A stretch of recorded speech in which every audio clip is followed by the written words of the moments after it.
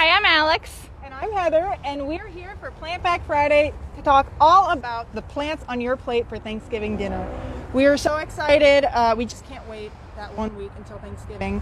And we're going to basically walk you through our ideal Thanksgiving dinner, minus the turkey, that's implied, and run through some of the dishes with plants in them and give you some fun plant facts. So Alex, let's start off. What have you got there? My favorite are carrots. Just cooked carrots with butter on them are so delicious. What you might not know are carrots come in more colors than just orange. They often come in purple, white, even yellow, or a dark red.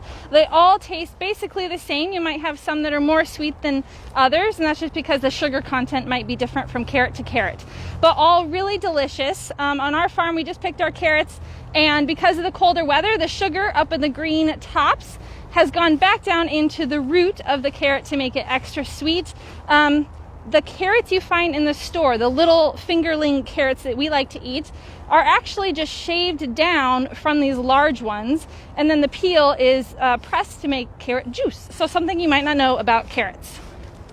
All right, next I'm going to talk about what I think might be my favorite part of Thanksgiving and many meals, the potato. Mashed is my favorite, but you know, to each their own. And potatoes are, we know they come from underground. They store energy for the plant. But what you may not know is that a potato is not a root, it's a stem. And the way that you know this, besides just taking my word for it, is you can look closely, look deep into the eyes of the potato. And you will see, very small, but there's little buds. And any stem, including trees and any other plants, is characterized by having buds. And that's how we know that a potato is in fact an underground storage stem. Now, I also love sweet potatoes. Sometimes sweet, sometimes savory. This here is a sweet potato, and it is similar to a potato in that it's underground and it stores energy for the plant, but it's not a stem, it is actually a storage root. So pretty hard to believe that these two things are different parts of the plant, but again, you don't have to just take my word for it.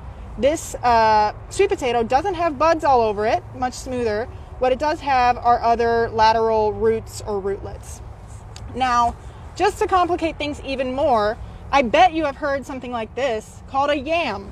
And that's not wrong. It's a common term used in marketing, in supermarkets and whatnot. But technically, botanically speaking, a sweet potato is a different genus and different plant entirely than a yam. Yams are usually white flesh, much larger and woodier. And what we typically call a yam is actually just an orange sweet potato. So one other thing that I want to talk about while we're on the subject of sweet potatoes and yams is a topping that I just cannot eat them without. I mean, I can, but why would you? Why would you? It's the marshmallow. So marshmallows today are made with sugar and gelatin and water. But the name sort of implies their history. The marshmallow is a plant in the mallow family, the Malvaceae, which is, I'm on a tangent, but it's a fun family that includes chocolate, hibiscus, and okra. It's a hoot. Yummy. So the root of this plant was historically used to create a treat that was eaten thousands and thousands of years ago. The ancient Egyptians are thought to be the first people to eat this. But obviously today we don't need the marshmallow, we use sugar, and it makes it a lot more accessible to people like me who just need to nibble on them all day. Yes. So the next thing that might be on your table for Thanksgiving, you might find in a few different ways, and that is corn, whether that's creamed corn, cornbread, corn casserole. And I'm here to talk about the different types of corn. So Iowa, you see it grown all over. There's lots of corn that we grow here, but 99% of that corn is often field corn, also called dent corn. And it's called dent corn because when dried, it has these dents in the top of the kernel. Now these are hard kernels. We also have hard kerneled decorative corn, also called Flint corn. Very beautiful, different colors and patterns. Very beautiful just to decorate your Thanksgiving table. We also have sweet corn that we love to eat fresh in the summer here in Iowa. But that is often what you have in canned corn, is going to be that sweet corn that obviously has a higher sugar content in those kernels, and those are soft kernels. Now, the last one is popcorn, which is my favorite. Not necessarily on your Thanksgiving table, but it is another corn, and that is a smaller hard kernel, and in which has a little bit of moisture in its starch molecule. So when that's heated up in the microwave, it builds up pressure and then causes the kernel to pop. So it's a very delicious and nutritious snack. Heather, what's next? Okay, another must-have, in my opinion, is green bean casserole. Green beans, we don't have any on us today, but they are legumes, which means they're just a member of that bean family.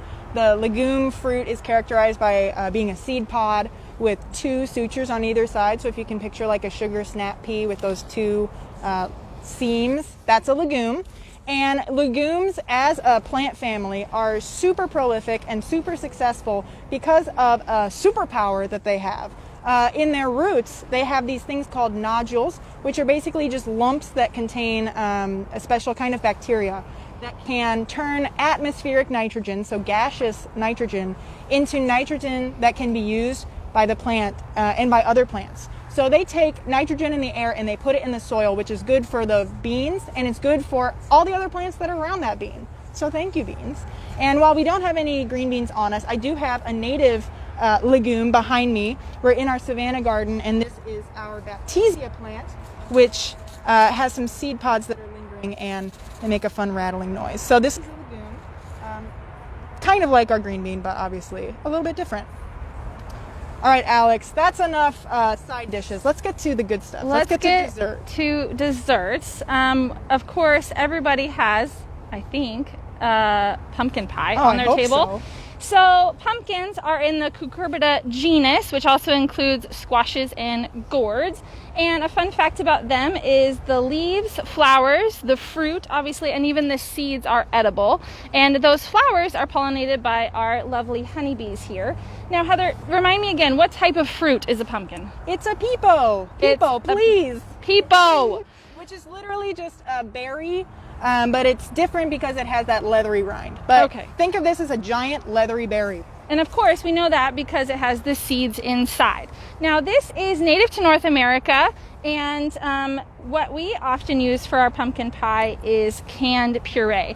What people might not know is that this, even though it says pumpkin puree, most often contains Hubbard squash and other fall squashes because it's in the category of pumpkin squash. So sometimes Hubbard squashes might actually be in here because they have a more unique flavor and that rich color, and also a rich texture and smooth taste. What's next? All right, rounding us off today is one more pie that I just cannot go without. I have a lot of demands on Thanksgiving. This is the pecan pie. And pecans are in our group, you know, you get them in a bag of mixed nuts, but I'm here to tell you, here to explode your whole understanding of pecans, they're not a nut. They're actually a drupe. So a drupe is a fruit that has a thin skin with a fleshy sort of layer that surrounds a stone or a hard inner part that contains the seed. So think of things like plums and cherries. Walnuts are also this way. And I think in a later week we're going to have to talk more about this because there's so much about nuts that we just do not understand. But pecan pies, nuts, drupes, whatever, it's delicious. So that wraps off our Thanksgiving meal. I hope you enjoyed learning a little bit more about the plants on your plate.